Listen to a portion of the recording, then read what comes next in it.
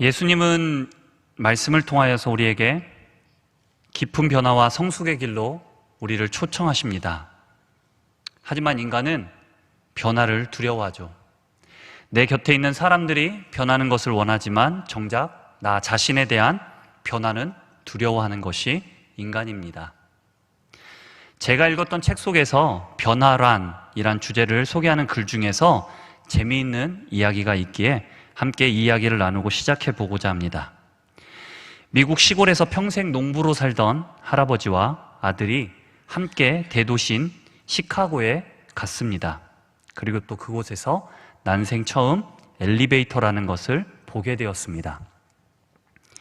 신기해하면서 그것을 유심히 지켜보고 있는데 어느 할머니가 버튼을 누르더니 잠시 후 그 엘리베이터의 문이 열리자 곧장 그 안으로 들어가셨습니다. 문이 닫히고 할머니가 사라진 지 몇 분 후에 문이 다시 열리면서 그 안에 젊은 여인이 나오는 것을 발견하게 되었습니다. 그것을 본 할아버지는 아들에게 이렇게 외쳤다고 합니다. 빨리 내 어머니 모시고 오너라. 할아버지는 그 할머니가 엘리베이터에 들어간 젊은 여인으로 들어간 사람이 젊은 여인으로 변한 것으로 생각했고 자신의 아내도 다시 젊어지기를 원했던 것입니다. 이처럼 우리는 우리의 자신이 변하는 것보다 타인이 변하는 것을 원합니다. 영어 속담에 이런 속담이 있다고 합니다. 빛을 보고 앞으로 나아가는 사람이 있는 반면에 뜨거워져야 움직이는 사람이 있다라는 말인데요. 위기와 어려움 그리고 또 고난이 닥치면 그제서야 움직이는 사람들이 있다는 뜻입니다. 변하는 것이 당연한데 오히려 변화를 이상하게 느끼는, 변화하지 않는 우리의 모습들을 말하고 있는 것 같지 않으십니까? 남이 변하기를 원하면서 정작 내 자신의 변화는 두려워하거나 싫어하지 않으십니까? 그렇습니다. 종종 우리는 나의 변화를 싫어하죠. 아니, 정확히 말하자면 귀찮아합니다. 그렇지만 내 주변에 있는 다른 사람들의 변화는 빨리빨리 되기를 원합니다. 하지만 오늘 우리가 함께 읽었던 이 말씀, 예수님께서 베드로를 만났던 그리고 또 베드로의 변화되는 장면, 이 말씀 속에서는 우리가 이 말씀을 듣고 정작 베드로가 변하는 것은 우리가 읽었지만 내 자신에 대한 변화는 원하시고 있는 것을 느끼십니까? 변할 것 같지 않았던 베드로의 삶 속에 찾아오셨던 주님께서 말씀에 순종하며 나아갔던 베드로를 통해 하나님의 말씀을 채우심을 통해 경험하게 함으로써 변화된 삶으로 인도했던 이 이야기 속에서 우리는 그저 베드로의 변화된 삶만 읽고 넘어가 버리시지는 않으십니까? 저는 오늘 이 말씀, 이 베드로의 변화가 단지 타인의 변화만을 원하는 우리의 마음이 아닌 이 말씀을 읽고 나도 베드로처럼 함께 변하기를 원하는 마음을 품으시기를 주님의 이름으로 소망합니다. 그렇다면 진정한 변화는 어떻게 일어나게 되는 것일까요? 오늘 읽어본 본문의 말씀 속에서 해답을 알려드리자면 이러한 순서를 지나야 한다고 말씀드리고 싶습니다. 바로 비워짐, 그리고 순종, 그리고 채워짐의 순서입니다. 진정한 변화는 나의 내면에 있는 나의 것들이 비워짐 속에 있는 상태에서 찾아오시는 하나님의 말씀, 그 말씀이 나에게 순종함으로 채워질 때 진정한 변화, 다시 말하면 영적 변화는 나의 힘으로 되는 것이 아니라는 것입니다. 오늘 하나님의 말씀을 선포하시는 그 말씀의 주인공이신 예수님이 우리 안에 찾아오실 때, 나의 안으로 들어오실 때 내가 그것을 경험하게 될 때 진정한 변화가 일어나게 된다는 것입니다. 사랑하는 제일교회 성도 여러분, 오늘 본문의 말씀 속에서 베드로와 예수님께서는 처음 만나셨을까요? 우리는 자칫 사도행전 4장 말씀과 마가복음 1장 말씀 속에서 이와 비슷한 이야기를 읽고 묵상합니다. 그렇기에 베드로가 어쩌면 이 누가복음의 말씀 속에서 예수님을 처음 만난 것처럼 오해하실 수도 있습니다. 그렇지만 분명한 것은 누가복음 5장의 말씀의 시작 전 누가복음 4장 38절과 39절의 말씀 속에서 시몬 장모의 열병을 고치는 이 사건 속에서 이미 베드로는 예수님의 능력을 눈으로 보았습니다. 경험했던 자였습니다. 누가 4장 38절에서 39절의 말씀입니다. 예수께서 일어나 회당에서 나가사 시몬의 집에 들어가시니 시몬의 장모가 중한 열병을 앓고 있는지라. 사람들이 그를 위하여 예수께 구하니 예수께서 가까이 가서 열병을 꾸짖으신데 병이 떠나고 여자가 곧 일어나 그들에게 수종드니라. 아멘.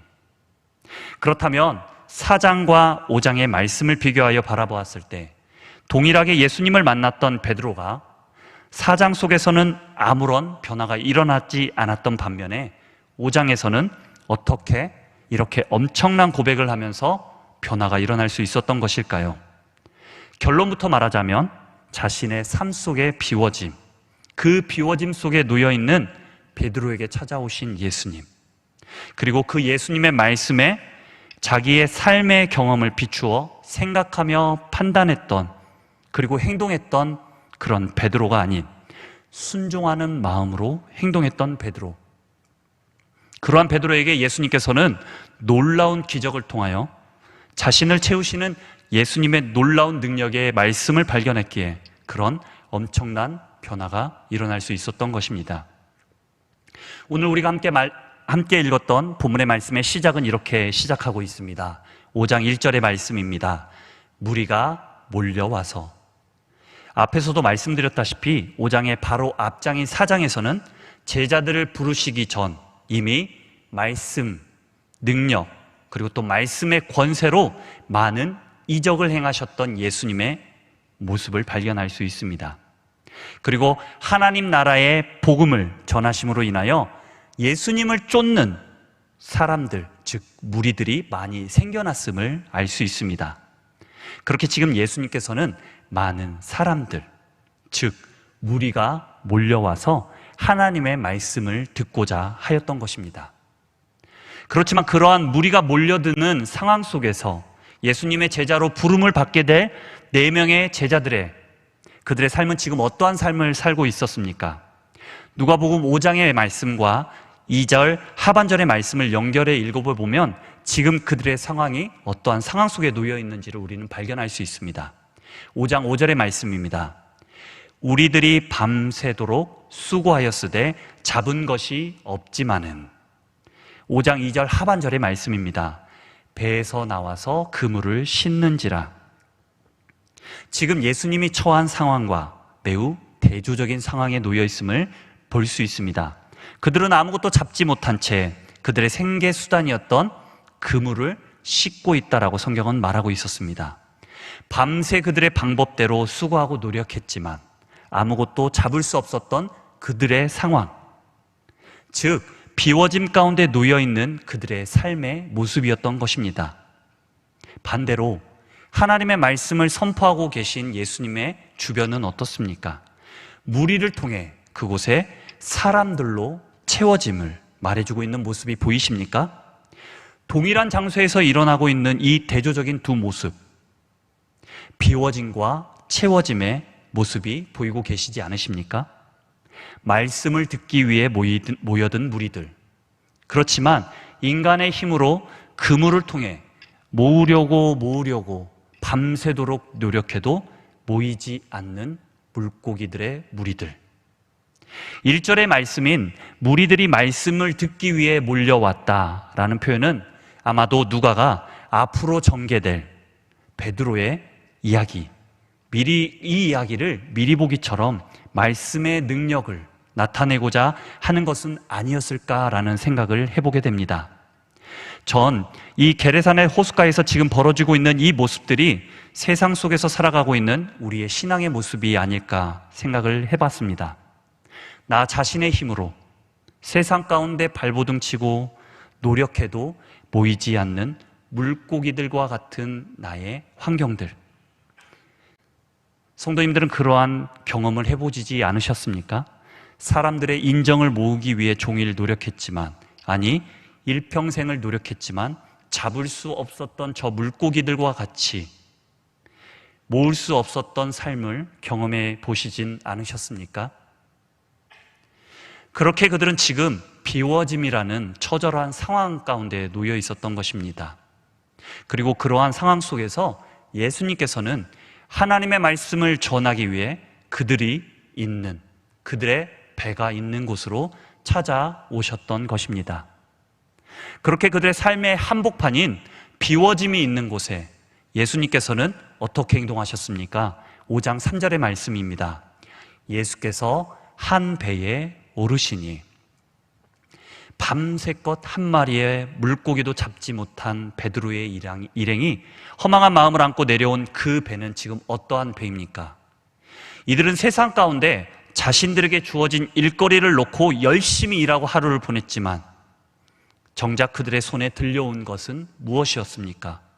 바로 빈 배, 빈 그물, 비워짐, 허망함 등을 안고 있었던 그들의 삶, 그들의 배였습니다. 동일하게 예수님께서는 그 배에 지금 오르고 계신 것이었습니다. 그러한 빈 베드로의 마음 가운데 예수님께서는 찾아오고 계셨던 것입니다. 세상은 이렇게 자신들이 원하고 바라는 부분에 수고하고 노력했지만 결국 그들에게 주어진 것은 아무것도 없는 비움, 즉 허망함을 안겨주고 있는 배와 같을지 모르겠습니다. 그런데 지금 예수님께서는 그 배에, 자신들에게 허망함을 안겨주었던 그 배에 내렸던 그들을 찾아가셨습니다. 그리고 지금 내림이 아닌 그 배에 다시 오르고 계신 것입니다. 그렇다면 성도 여러분, 한번 반대로 상상해 보시기 바랍니다. 그들이 밤새서 수고하고 노력해서 엄청나게 많은 물고기를 싣고 배를 타고 내려왔습니다. 예수님께서 과연 그들의 배에 오르실 수 있으셨을까요? 예수님께서 육지에 조금 떼기를 청하셨을 때 그들은 그 예수님의 청함을 순종함으로 받아들일 수 있었을까요? 아마 그 많은 물고기들을 당장에라도 팔로 나가기 위해 예수님이 요청한, 예수님이 오르시기에 원했던 것들을 그들은 들어주지 않았을 겁니다. 아마도 예수님을 거들떠보지도 않았을 것입니다. 예수님은 지금 그렇게 비워짐을 경험한 채 삶의 허망함을 느끼고 있는 그들에게 찾아오셔서 말씀하시고 그 배에 오르셨던 것입니다. 이제 많은 무리들이 몰려온 사람들을 향하여 하나님의 말씀을 전하시던 예수님께서 누구의 배에 오르셨다라고 5장 3절은 말씀하고 있습니까?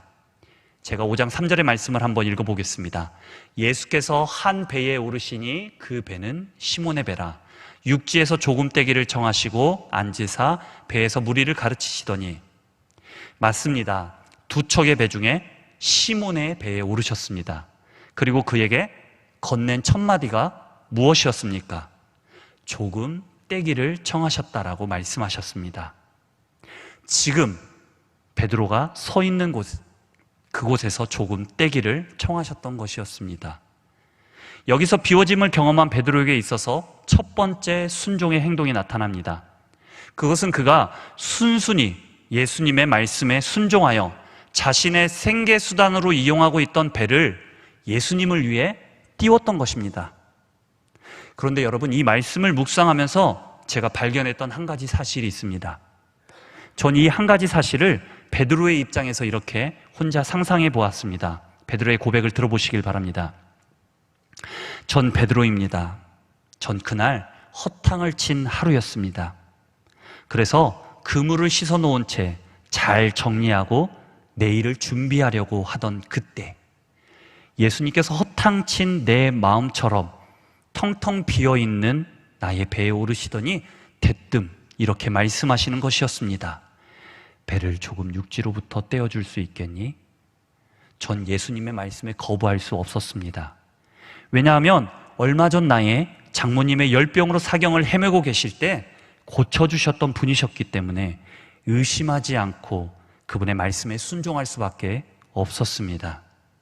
그래서 전 씻고 있던 그 그물을 그대로 배에 싣고 예수님을 태운 채 육지에서 조금 떨어진 채 예수님과 홀로 그 배에 남겨질 수밖에 없었습니다. 그물은 어부에게 있어서 내일을 준비하던 도구였습니다. 베드로는 예수님께서 그의 배에 오르자마자 내일을 준비하던 것을 멈추고 예수님의 말씀에 순종했던 것입니다. 그렇게 무리와의 관계 속에서, 땅과의 관계 속에서 떨어져 있는 배는 이제 사람의 노력으로는 채울 수 없었던 그 배는 예수님께서 무리의 마음 가운데, 그리고 또 베드로의 마음 가운데 하나님의 말씀을 채우기 위한 도구로 사용하고 계신 것입니다. 그리고 그러한 선포되는 말씀은 그 무리 중에 하나였던 홀로 떨어진 배 안에서 예수님과 함께 남겨진 베드로에게도 자신의 노력으로는 채울 수 없던 자신 안에 가득 차 있던 허망함, 그리고 비워짐이 하나님의 말씀으로 무리들과 함께 지금 그들의 마음 가운데 채워지기 시작했던 것입니다. 이제 예수님께서 두 번째로 베드로에게 말씀하십니다. 그 두 번째 말씀이 무엇이었습니까? 5장 4절의 말씀입니다. 말씀을 마치시고 시몬에게 이르시되 깊은 데로 가서 그물을 내려 고기를 잡으라. 예수님께서는 베드로에게 하루 종일 고기를 잡기 위해 헤매고 다녔던 그 게네사렛 호숫가에, 말이 호숫가이지 실제로 성지순례에 다녀오신 분들은 그곳의 크기에 아름다움과 놀라움을 금치 못할 정도로 아주 큰 그 호수를 볼 수 있다고 합니다. 여기서 먼저 한 가지 짚고 넘어가자면 실제로 이곳의 장소의 이름은 세 가지의 이름을 가지고 있습니다. 한번 사진 한번 보여주시겠어요? 네, 얼마나 큰지 제가 사진을 준비했는데요. 네, 준비가 안 됐다고 합니다. 죄송합니다. 네, 세 가지 이름을 가지고 있는데요. 갈릴리 호수라고도 표현되고 디베랴 호수라고도 표현되고, 그리고 또 오늘 우리가 함께 읽었던 누가복음 5장의 말씀에는 게네사렛 호수라고 표현하고 있습니다. 그곳에서 밤새도록 수고하고 노력했던 그에게 잡을 수 없었던, 자신의 노력으로는 실패를 경험할 수밖에 없었던 그 장소에서 예수님께서는 베드로에게 지금 깊은 데로 가서 그물을 던지라고 말씀하셨던 것입니다. 이렇게 말씀은 때로는 자기의 경험에 비추어 보았을 때 이해할 수 없는 것들을 우리에게 요구할 때가 있습니다. 그리고 우리는 그러한 경험에 비추어 결정하고 행동하는 것이 아닌 오늘의 베드로처럼 아무것도 재지 않고 오직 그 말씀에 의지하고 믿음으로 행동하는 것, 그것을 우리는 순종이라고 부릅니다. 그리고 그 순종함 가운데 하나님께서는 놀라운 기적을 우리에게 베풀어 주십니다. 오늘의 말씀 속에 베드로도 마찬가지였습니다.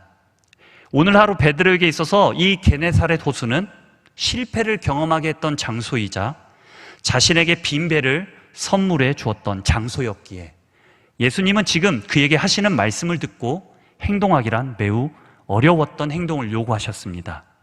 그렇게 베드로는 지금 그러한 예수님의 말씀에 이렇게 대답했습니다. 5장 5절의 말씀입니다.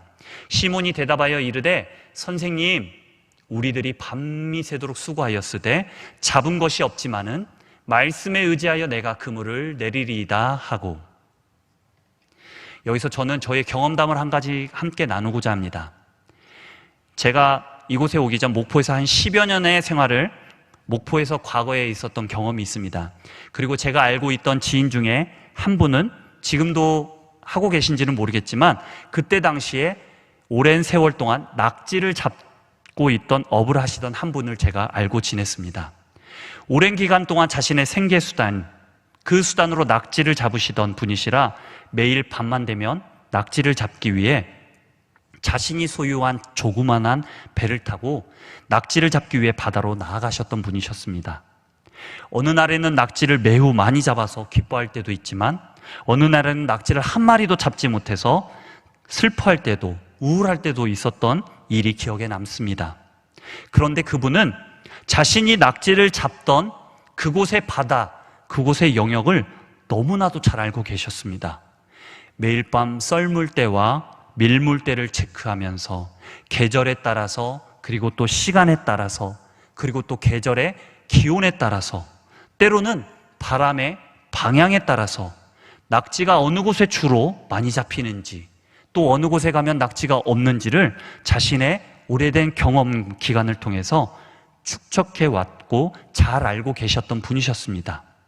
그렇게 그분은 자신의 생계 유지를 위해서 낙지를 잡기 위해 자신의 생계 터전이었던 그 장소를 너무나도 잘 알고 계셨던 분입니다. 그렇게 환경에 따라서, 시간에 따라서, 여러 가지 조건에 따라서 옮겨 다니시면서 때에 따라 낙지를 잡는 일을 하셨던 분이셨습니다. 마찬가지로 평생을 어부로 지내왔던 베드로는 어땠을까요? 이 제가 알고 있던 지인과 마찬가지이지 않으셨을까요? 그날의 날씨와 그날의 계절, 그날의 온도, 이 모든 것들을 자기의 경험으로 미루어 봐서 종일 이곳저곳 잘 잡힐 거라는 것을 종일토록 수고하며 헤매고 다녔던, 노력했던 그 장소에서 단 한 번도, 이곳에서 단 한 번도 고기를 잡아본 적이 없는, 경험도 없는 예수님께서 자신의 배에 올라 깊은 데로 가서 고기에 그물을 내리라고 말씀하셨던 그 말씀에 베드로는 순종할 수 있었을까요? 여러분이었다면 어떻게 하셨겠습니까? 성경은 그가 그 말씀에 무엇을 했다라고 말해주고 있습니까? 그렇습니다. 바로 말씀에 의지하여라고 말하고 있습니다. 그런데 베드로가 예수님의 말씀에 의지할 수 있었던 이유가 무엇이었을까요? 바로 베드로가 행했던 첫 번째 순종의 행동, 그가 배를 육지에서 조금 떼었고 그 배 안에서 그 말씀을 선포하시던 예수님의 말씀에 사로잡혔기 때문에, 그 말씀에 사로잡힌 바 되었기에 베드로는 지금 그 예수님의 말씀에 의지할 수 있었던 것입니다. 제가 한번 읽었던 빈 배라는 제목을 가지고 있는 책에서는 이러한 수없는 말씀과 예배에 대해서 이렇게 설명하고 있었습니다. 오늘날 우리의 주변에도 수많은 말씀과 옵션, 교회의 옵션이 많이 존재함을 발견하게 됩니다. 온라인, 유튜브만 보아도 수많은 설교와 예배를 접할 수 있게 됩니다. 그렇지만 아무리 좋은 말씀과 예배가 수없이 많이 있다고 할지라도 우리가 그 한 말씀에 사로잡힌 바 되지 못한다면 우리 안에 진정한 변화는 일어나지 않는다. 그렇습니다. 베드로는 그 배에서 선포하셨던 하나님의 말씀, 예수님의 말씀에 사로잡힌 바 되었던 자였기에 그 예수님의 명령에 순종할 수 있었던 것입니다.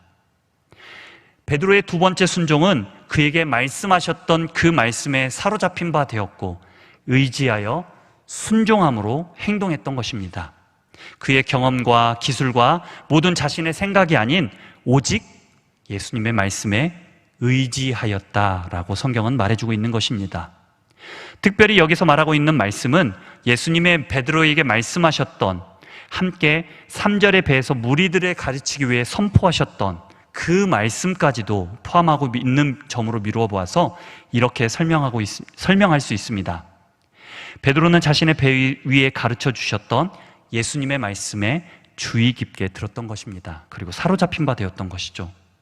그리고 거기에서 베드로는 그의 마음 가운데 예수님을 만나기 전 세상 가운데 경험했던 허망함과 비워짐이 이미 말씀으로 가득 차기 시작했던 것입니다. 그리고 그 예수 그리스도의 말씀이 권세가 있고 진리가 있음을 깨닫게 되었던 것이며 그 말씀에 순종하기로 하는 결심이 이미 그의 마음 가운데 가득 채워졌던 것입니다. 특별히 5절의 말씀 중에 내리리다 라고 번역된 헬라어 칼라소, 이 단어는 미래의 능동태의 동사로서 자신이 가지고 있는 강한 의지, 그러한 의지들을 행동할 때, 나타낼 때 사용하는 단어였습니다. 즉 베드로는 지금 그물을 내리라는 자신의 행동, 그 예수님의 말씀하셨던 명령의 자신의 행동이 마지못해서 억지로 행동하고 있는 것이 아니었던 것입니다.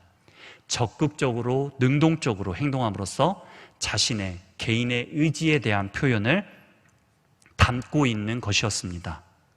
지금 그렇게 베드로는 예수님의 말씀에 어떻게 반응하고 어떻게 행동하고 있는지를 내리리이다라는 말씀을 통하여 나타내고 있는 것이었습니다. 이제 베드로가 예수님의 말씀에 의지하여 강한 의지를 가지고 예수님의 말씀에 순종하여 그물을 내렸습니다. 그러자 어떠한 일이 일어났습니까? 6절의 말씀입니다. 그렇게 하니 고기를 잡은 것이 심이 많아 그물이 찢어지는지라. 바로 채워짐을 경험하게 되는 것이었습니다. 불과 몇 시간 전까지만 해도 아무것도 잡지 못해 비워짐을 경험했던 그 장소가 이제는 그들에게 있어서 채워짐을 경험하게 해주는 장소로 변화되었던 것입니다.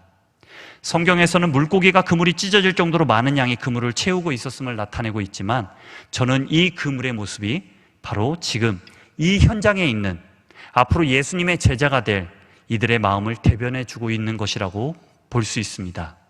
물고기가 그물에 가득 찰 참같이 지금 자신들의 마음 가운데 예수님의 말씀이 순종함으로 그 안에 성령님이 가득 차게 됨으로써 과거의 자신들의 죄인된 마음들이 찢어지고 터지고 있는 모습이었던 것입니다. 그렇게 채워짐을 통해 변화를 경험했던 베드로가 예수님에게 고백했던 가장 먼저 된 고백이 무엇이었습니까? 5장 8절의 말씀입니다. 시몬 베드로가 이를 보고 예수의 무릎 아래에 엎드려 이르되 주여 나를 떠나소서 나는 죄인으로소이다 하니. 지금 그물이 찢어질 정도로 채워짐을 눈으로 본 베드로는 그 자리에서 예수님 앞에 무릎을 꿇고 고백합니다. 그런데 이러한 베드로의 고백 속에서 예수님을 부르는 베드로의 고백을 한번 보십시오.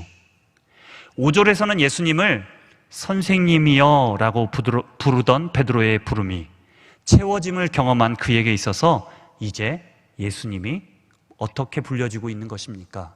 바로 주여라고 부르고 있는 것입니다. 그저 하나님의 말씀을 가르치는 자로만 생각하고 여겼던 베드로의 인식이 이제는 내 삶의 주인 대신 나의 모든 것 대신 그러한 주님을 주님으로 받아들여지고 있는 그 순간 바로 자신의 모습을 발견하게 된 것입니다. 죄인된 자신의 모습. 우리의 신앙의 고백도 이와 같은 내면의 변화 속에서 비롯된다라고 말할 수 있습니다. 내 힘으로는, 나의 의지로는 모든 것들이 잘 풀리고 순조롭게 되어갈 것 같았던 나의 삶 속에서 아무리 이곳저곳 내 힘으로 나의 능력으로 그물을 던지고 노력해 보았지만 아무것도 건질 수 없는 나의 삶 속에서 그러한 비워짐을 경험한 나의 삶 속에 놓여 있을 때 예수님은 우리를 찾아오십니다. 그리고 오늘의 말씀을 비추어 볼 때 그 말씀이 나에게 찾아올 때 우리는 어떻게 해야 합니까? 그 말씀에 의지하여 순종해야 합니다. 그리고 그 순종함 속에서 말씀이 나의 삶을 비추어 주었을 때 비로소 보이게 되는 나의 죄악들, 그것들이 깨달아지신다면 바로 주님 앞에 고백하며 회개하며 나아가야 된다는 것입니다. 예수님께서는 그렇게 자신의 죄를 깨닫고 주님 앞에 고백하는 베드로에게 무엇이라고 말씀하셨습니까? 10절 하반절의 말씀입니다. 예수께서 시몬에게 이르시되 무서워하지 말라. 이제 후로는 내가 사람을 취하리라 하시니. 여기서 내가 사람을 취하리라 라는 단어는 다시 말하면 사람을 사로 잡으리라 라는 뜻으로 다른 공간복음서인 마태복음과 마가복음에서는 이와 동일한 이야기 속에서 베드로를 부르시는 사건 속에서는 다르게 말씀하고 계심을 알 수 있습니다. 무엇이라고 말씀하십니까? 내가 사람을 낚는 어부가 되게 하리라. 하지만 누가는 의도적으로 낚는다라는 표현 대신에 취하리라라는 단어를 사용했습니다.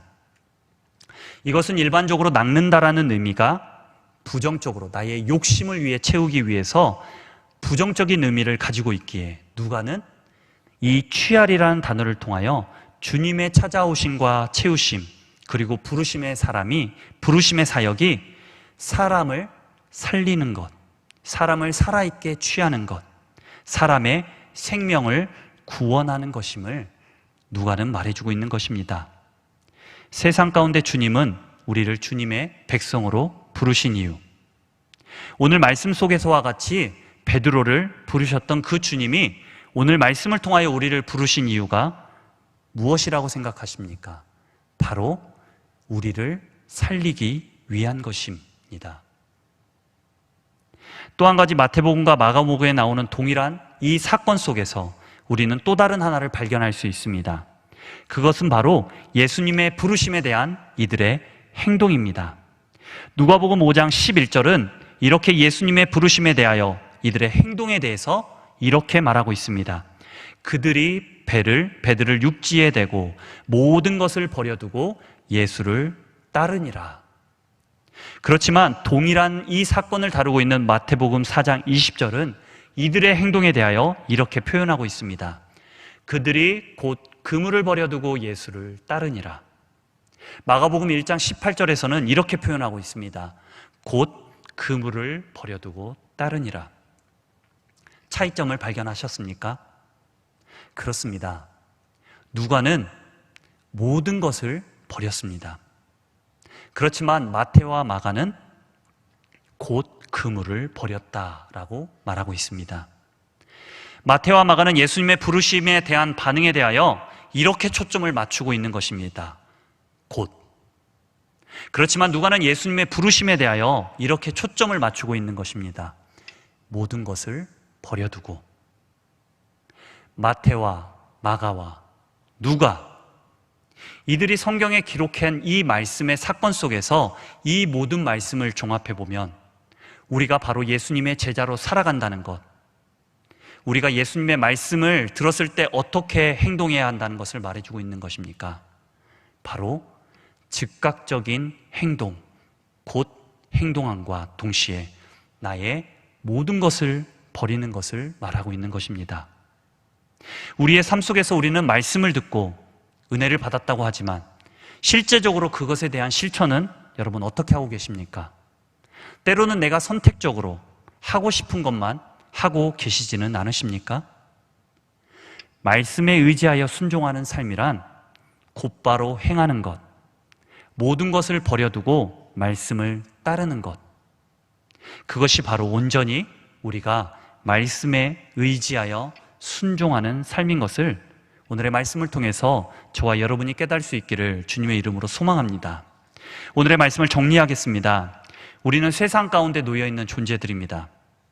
그렇기에 세상과 맞닿아 있는 삶과 믿음의 삶을 공유하면서 살아가고 있는 존재들이기도 합니다. 그렇기에 우리의 삶은 때로는 세상의 삶 속에서 공허함과 채울 수 없는 비어짐, 허망함을 경험할 때가 있습니다. 오늘의 말씀 속에서 밤새도록 그물을 던졌지만 아무것도 잡을 수 없는 베드로처럼 우리는 세상 가운데 열심히 살아가면서 그물을 던졌지만 얻어지는 것이 아무것도 없음을 경험할 때가 있습니다. 그리고 그러한 상황 가운데 예수님은 우리에게 찾아오십니다. 그리고 말씀하십니다. 아무개야, 잠시 세상과 떨어져 내가 지금 너에게 하는 말을 들어보지 않겠니? 그리고 또 말씀하십니다. 내가 지금 너에게 말하는 대로 행동해 보아라. 그러한 삶을 살아보아라. 그러한 말씀이 여러분들의 심령 가운데 들려왔을 때 여러분은 그 말씀 앞에 무엇이라고 고백하시겠습니까? 주님, 아직 때가 아니오니 나중에 그때가 되면 제가 행동해 보겠습니다 라는 고백이십니까? 아니면 네 주님, 내가 죄인이지만 주님의 말씀에 의지하여 순종하겠습니다 이십니까? 오늘의 말씀 속에서와 같이 그 주님의 말씀에 의지하여 순종함으로 주님의 은혜로 채워짐을 경험할 수 있는 저와 여러분의 신앙이 될 수 있기를 주님의 이름으로 소망합니다. 그러한 순종 가운데 주님은 우리에게 주님의 은혜로 우리를 채우심을 경험하게 되실 것입니다. 그리고 세상 가운데 죽이는 자가 아닌 살리는 자로 우리를 세워주실 것입니다. 저와 여러분의 세상 속에 놓여있는 현재를 살아가는 신앙의 삶이 오늘의 말씀 속에서와 같이 우리가 주님의 말씀에 의지함으로 순종함으로 은혜로 채워지는 삶, 살리는 삶이 되기를, 또한 그러한 신앙의 삶을 누리며 살아갈 수 있는 광주제일교회 성도님들이 되기를 주님의 이름으로 소망합니다. 거룩하신 하나님 아버지, 우리도 아둥바둥 밤이 맞도록 그물을 내렸지만 우리의 배는 텅 비어버렸습니다. 다시 한번 우리의 죄악을 회개하오니 우리를 불쌍히 여겨 주옵소서. 다시 한번 오직 하나님의 말씀만을 의지하게 하시고 순종하게 하셔서 하나님의 놀랍고 아름다운 사건들로 가득 차게 하여 주옵소서.